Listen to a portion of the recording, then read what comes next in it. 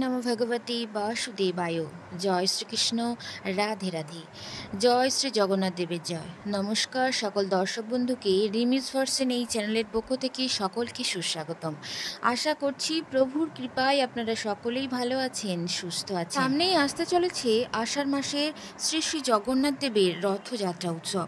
প্রথমেই জেনে নিই 2025 সাল অর্থাৎ এবছর শ্রী শ্রী জগন্নাথ দেবের রথযাত্রা কত তারিখে পড়েছে।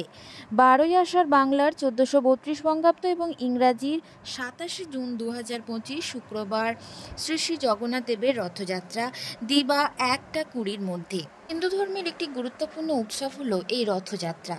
আর এই রথযাত্রার দিনটি অতি পবিত্র একটি দিন।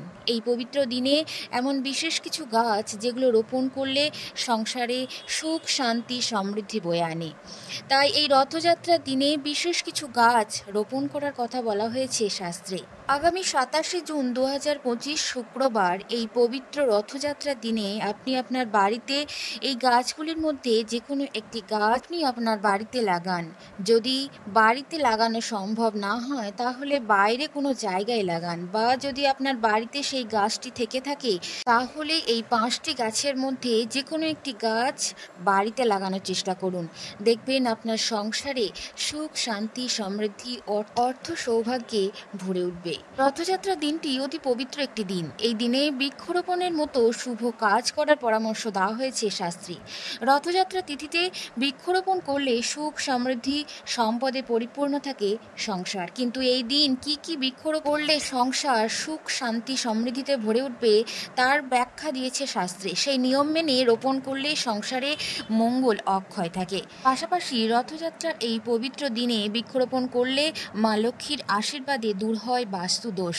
জ্যৈষ্ঠ মাসের পূর্ণিমা তিথিতে জগন্নাথকে স্নান করানোর পর তিনি অসুস্থ হয়ে পড়েন এবং তার সুস্থতার জন্য 15 দিন জগন্নাথকে একান্তবাসে রেখে তার সেবা শুশ্রূষা করা হয় এবং তিনি সুস্থ হয়ে ওঠেন। তারপর আষাঢ় মাসের শুক্লপক্ষের দ্বিতীয়া তিথিতে জগন্নাথ, বলরাম এবং সুভদ্রা রথে চেপে নগর ভ্রমণে বের হন, সকলকে দর্শন দেন।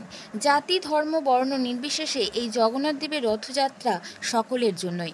বিষ্ণুর স্বরূপ হিসাবে জগন্নাথের পূজা করা হয়ে থাকে। পুরীর রথযাত্রা হলো বিশ্ববিখ্যাত। তবে শুধু পুরী নয়, পশ্চিমবঙ্গ সহ ভারত, বাংলাদেশ এবং বিশ্বের বিভিন্ন স্থানে রথযাত্রা উৎসব মহা আড়ম্বরের সাথে পালন করা হয়। এই রথযাত্রার ইতিহাস 1000 বছরেরও বেশি পুরনো। ধারণা করা হয় যে সত্যযুগে সূচনা হয়েছিল এই রথযাত্রা। রাজা ইন্দ্রতুষ্ম স্বপ্নাদেশটি হয়ে জগন্নাথের মূর্তি তৈরি করেন এবং রথযাত্রার স্বপ্নাদেশ পান।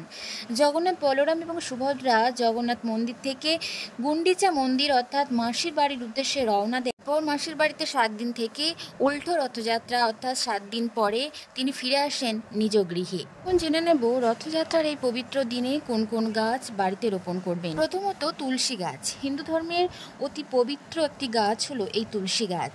দেবী লক্ষ্মী এবং ভগবান বিষ্ণু তুলসী গাছে অধিষ্ঠান করে। সনাতন ধর্মের প্রত্যেকটি বাড়ি তুলসী গাছকে বিশেষভাবে পূজা করে। প্রতিদিন তুলসী গাছের সামনে প্রদীপ জ্বালিয়ে পূজা করলে যেমন বিষ্ণু লোকে স্থান লাভ করা যায়, ঠিক তেমনই শাস্ত্রে বলা আছে তুলসী গাছ থাকলে মৃত্যুর দেবতা যমরাজও নাকি ঘরে প্রবেশ করতে সাহস পায় না। এমনকি তুলসী গাছের ভেষজ গুণ যা রোগ নিরাময়ের ক্ষেত্রে ব্যবহার করা হয়।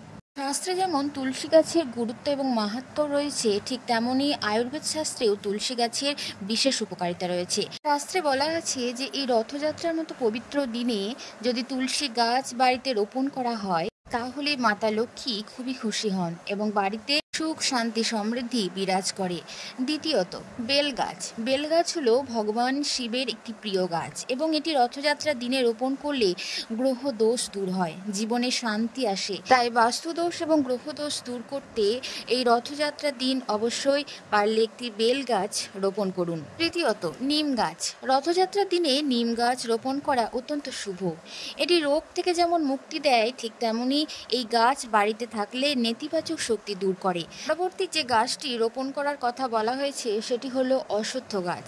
অশ্বত্থ গাছকে ভগবান বিষ্ণুর বাসস্থান হিসেবে মনে করা হয় এবং বলা হয় যে বাড়িতে অশ্বত্থ গাছ থাকা অত্যন্ত শুভ। বলা হয় যে ভগবান বিষ্ণু এই অশ্বত্থ গাছে বাস করে। অশ্বত্থ গাছে যদি পবিত্র দিনে একটি প্রদীপ যদি জ্বালাতে পারেন তাহলে গৃহে নেগেটিভ এনার্জি দূর হয়, পজিটিভ এনার্জি ফিরে আসে, সুখ, শান্তি, সমৃদ্ধি বৃদ্ধি করে। তাই এই রথযাত্রার মতো পবিত্র দিনে এই অশ্বত্থ গাছ যদি রোপণ করেন তাহলে জীবনে উন্নতি এবং সমৃদ্ধি লাভ করে। পরবর্তী যে গাছটি লাগানোর কথা বলা হয়েছে সেটি হলো আমলকি গাছ। আমলকি গাছ রোপণ করলে পরিবারে সুখ ও সমৃদ্ধি আসে। এছাড়াও এই রথযাত্রার শুভ দিনে নারকেল গাছ লাগানো অত্যন্ত শুভ বলে মনে করা হয়। এই গাছ রোপণ করলে আর্থিক লাভ হয়, পাশাপাশি চাকরি ব্যবসার ক্ষেত্রে উন্নতি আসে। এছাড়াও যে গাছ লাগানোর কথা আরও বলা হয়েছে রথযাত্রার দিন সেটি হলো শিমুল গাছ। ব্যবসার বৃদ্ধিতে সহায়ক এই শিমুল গাছ রোপণ করা। রথযাত্রার এই শুভ তিথিতে যদি এই গাছ কেউ রোপণ করে তাহলে তা মঙ্গলজনক ফল প্রদান করে এবং মানসিক শান্তি অক্ষয় থাকে বলে মনে করে।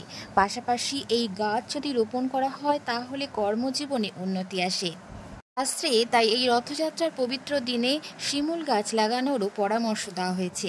এছাড়াও আঁকর গাছ বা শমী গাছ রাহুকে দোষ দূর করতে এই গাছ বাড়িতে থাকা অত্যন্ত শুভ।